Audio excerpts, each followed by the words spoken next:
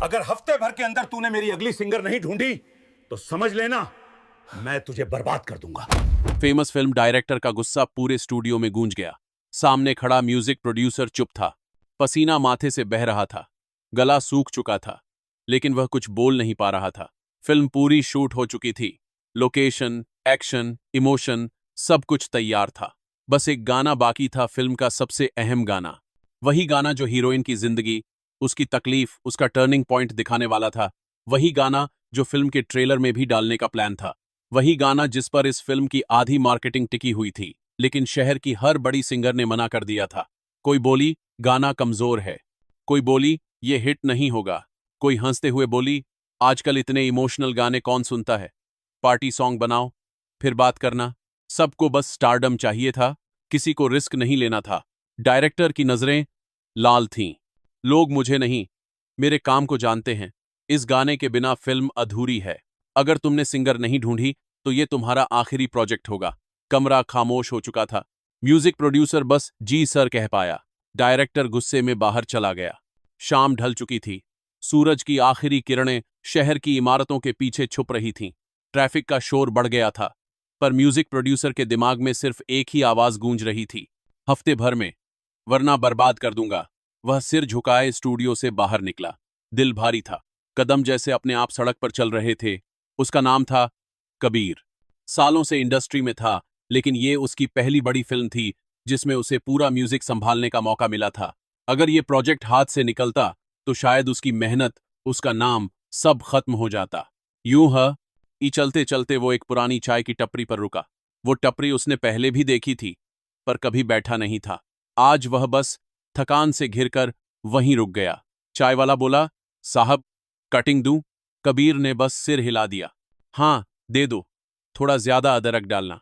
उसी वक्त भीड़ के शोर, गाड़ियों के हॉर्न और लोगों की बातों के बीच एक मासूम सी आवाज हवा में तैर गई।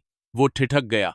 वो आवाज बहुत जोर से नहीं थी, बल्कि जैसे कोई खुद से धीरे धीरे गुनगुना रहा हो। लेकिन उसमें कुछ ऐसा था जो बाकी सारे शोर से अलग था।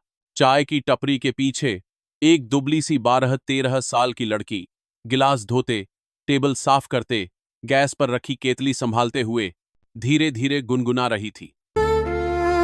तू जो सामने आ जाए, दिल की धड़कन रुक सी जाए, एक नजर में ही लगता है जैसे पूरी दुनिया मिल जाए।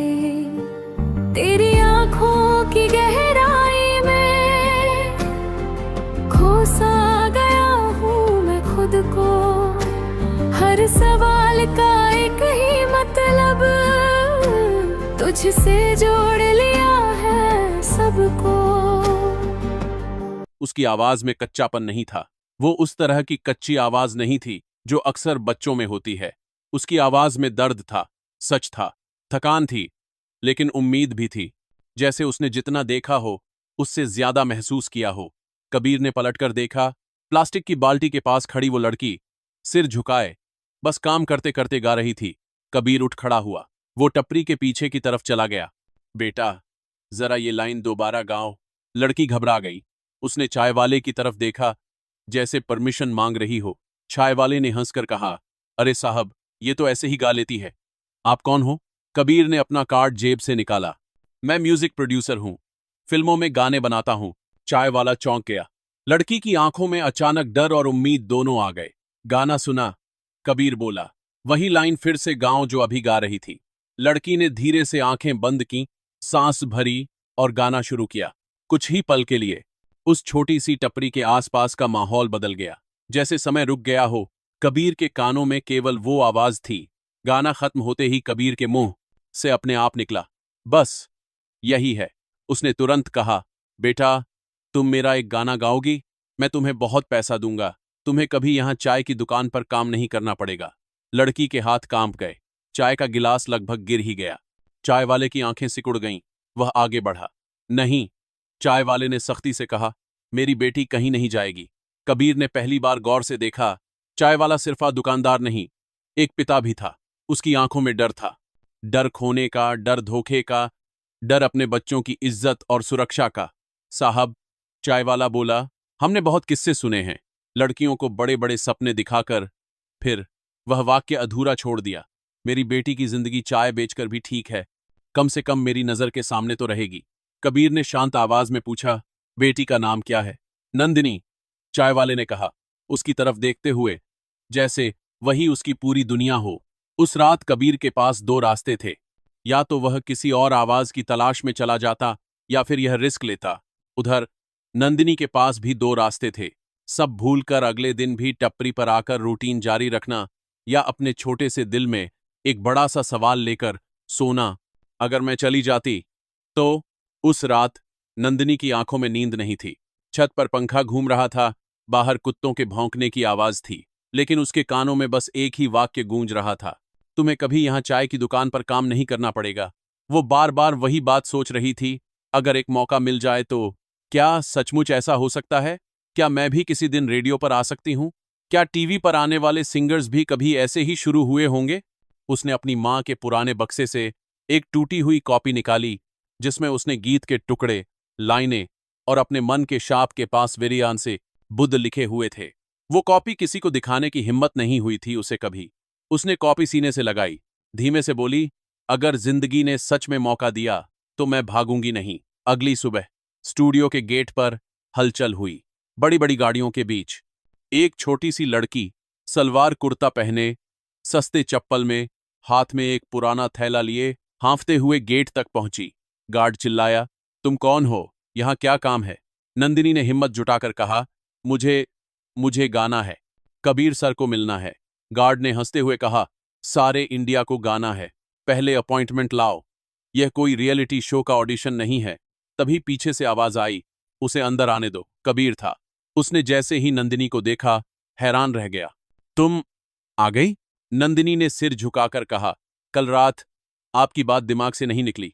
अगर मौका मिला तो मैं गा सकती हूं, अगर नहीं मिला तो मैं वापस टपरी पर चली जाऊंगी। कबीर ने मुस्कुराकर कहा, आज सिर्फ गाना होगा, कोई जबरदस्ती नहीं, जो भी होगा तुम्हारी मर्जी से होगा। स्टूडियो के अंदर बड़े बड़े म्यूजिशियन बैठे थे, स्ट्रिंग सेक्शन, ड्रमर, कीबोर्डिस्ट, सब अपने अपने इंस्ट्रूमेंट चेक कर रहे थे। डायरेक्टर भी मौजूद था, उसके चेहरे पर अब भी वही टेंशन थी। सबने नंदिनी को ऊपर से नीचे देखा। ये बच्ची, इससे गवाओगे, फिल्म डूब जाएगी। किसी ने धीरे से कहा, सर, इतने बड़े प्रोजेक्ट में आप नया रिस्क क्यों ले रहे हैं? किसी ने ताना मारा, आजकल तो लोग सिर्फ नाम सुनकर गाने सुनते हैं। ये कौन है?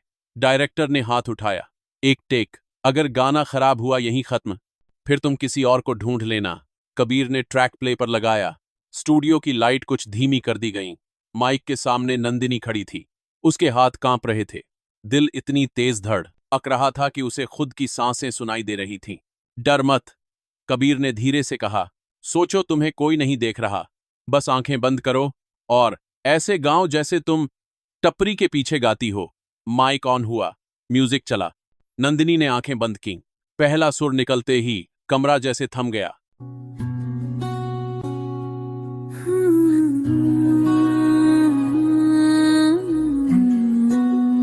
तू जो मेरी जिंदगी में आया, सब कुछ जैसे बदल सा गया। जो सवाल थे बरसों दिल में, तेरे नाम पे हल सा गया। पहले खुद से भी डर लगता था, अब तुझ में हिम्मत मिलती है।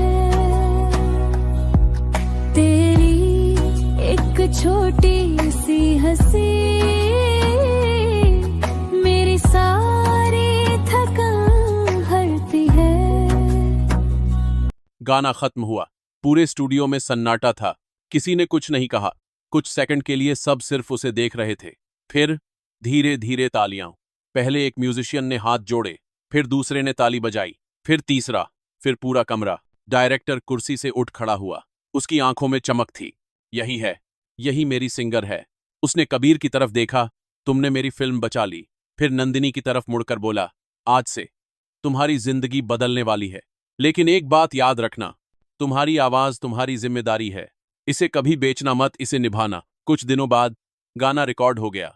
कुछ हफ्तों बाद फिल्म का ट्रेलर रिलीज हुआ और फिर हर रेडियो, हर मोबाइल, हर गली, हर इंस्टाग्राम रील पर वही आवाज, मन के दरवाजे खोल दे साजन, टूटे दिल में भी थोड़ी रोशनी रहने दे। गाना सुपरहिट हो गया। लोगों ने सिर्फ धुन नहीं, उसकी आवाज महसूस की। लोग पूछने लगे, ये सिंगर कौन है, कौन सी बड़ी फैमिली से आती है, किस रियलिटी शो की विनर है? जवाब था, न कोई मशहूर घराना, न रियलिटी शो, न कोई पियर, एक चाय की टपरी और एक मौका। अवार्ड नाइट, चमकती रोशनी, रेड कारपेट, डिजाइनर कपड़े, बड़े बड़े स्टार्स, कैमरामैन, फ्लैशेस। स्टेज पर अनाउंसमेंट हुई, बेस्ट प्लेबैक सिंगर नंदिनी। कुछ सेकंड के लिए उसे लगा शायद उसने गलत सुना है। उसका नाम दोबारा बोला गया, नंदिनी। फॉर मन के दरवाजे खोल दे साजन। पूरा हॉल तालियों से गूंज उठा। नंदिनी की उंगलियां कांप रही थीं। वो धीरे धीरे स्टेज की तरफ बढ़ी। उसने आज पहली बार किराए का नहीं, अपना खुद का सिला हुआ गाउन पहना था, लेकिन उसके कदम अब भी वैसे ही हिचकिचा रहे थे जैसे टपरी पर चाय लेते हुए हिचकिचाते थे। स्टेज पर पहुंचकर कांपते हाथों से माइक पकड़ा। एक लाइन सुनाओ, एंकर ने मुस्कुराकर कहा। नंदिनी ने हल्की सी मुस्कुराहट के साथ आंखें बंद कीं और वही लाइन गाई जो उसने पहली बार चाय की टपरी के पीछे गाई थी। नीचे भीड़ में एक आदमी चुपचाप खड़ा था, चाय वाला। उसके कपड़े आज भी वैसे ही साधारण थे, पर आंखों में एक अलग रोशनी थी। उसकी आंखों में आंसू थे। वो ताली नहीं बजा पाया, बस हाथ जोड़कर ऊपर देखता रहा। उसके पास खड़ी उसकी पत्नी बार बार कह रही थी, देखा ना, हमारी बेटी ने कर दिखाया। वो बस इतना ही बोला। मैंने कभी उसे सपने देखने से रोका नहीं, बस दुनिया से डरता था। लेकिन आज दुनिया उससे डर रही है कि कहीं वो सबको सच्चाई सुना न दे। कबीर भी वहीं बैठा था। उसने मन ही मन सोचा, अगर उस दिन मैंने वो चाय नहीं पी होती, अगर उस दिन वो गुनगुनाई नहीं होती, अगर उस दिन मैंने उसकी आवाज को नजरअंदाज कर दिया होता, तो आज ये स्टेज खाली होता। दोस्तों, कभी कभी टैलेंट स्टूडियो में नहीं, चाय की टपरी पर मिलता है। कभी कभी सबसे बड़ी आवाज उसके पास होती है जिसके पास सबसे छोटे मौके होते हैं। अगर उस दिन एक आदमी ने आवाज न सुनी होती, तो एक आवाज दुनिया तक नहीं पहुंचती। अगर उस रात एक लड़की ने डर की बजाय हिम्मत चुनी, तो सिर्फ उसका नहीं, पूरे परिवार का, पूरे शहर का और लाखों सुनने वालों का नजरिए बदल जाता है। अगर कहानी ने दिल छुआ हो तो लाइक करें, सब्सक्राइब करें और कमेंट में बताइए, क्या ऐसे गरीब टैलेंटेड बच्चों को मौका मिलना चाहिए? यस और नो में लिखकर जरूर बताइए।